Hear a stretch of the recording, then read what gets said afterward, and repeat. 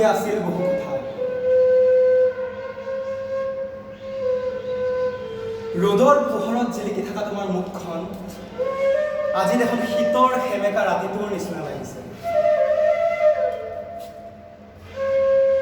তুমি জানা, তোমাৰ ওঠৰ কাষত থকা সেই তিলটো বেছি ধুনীয়া হৈ পৰে যেতিয়া তুমি মিচিকিয়াই হাঁহা,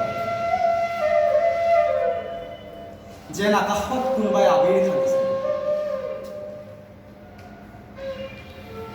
মোৰ কথাবোৰ থাকি গ'ল দিয়া সেই পাৰ্চনেল ডায়েৰীখনৰ দৰে, আবদ্ধ হৈ ৰ'ল কেৱল নিজৰ মাজত।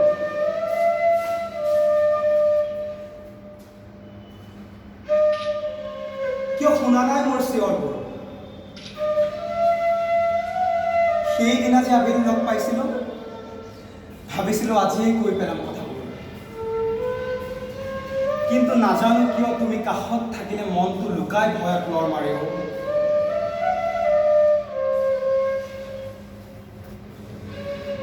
আজি দেখোন তুমি নিচেই কাষতে আছা, কিন্তু নিজকে সেই স্তব্ধ জোনাকৰ জিলিটোৰ দৰে লাগিছে। কিয় শুনা নাই মোৰ শব্দবোৰ? কিয় শুনা নাই মোৰ মাতবোৰ? আজি দেখোন মনটোৱেও ভয় কৰা নাই। কিবা সেই হিন্দী চিনেমাৰ আশিকটোৰ দৰে বাৰে বাৰে আগবাঢ়ি গৈছে। পিছে মোৰ মাত শুনিবানো কেনেকৈ? সেই বন্ধ কফিনটোত আৱৰি থকা আৱেগবোৰে মোক জগাই নিদিয়ে।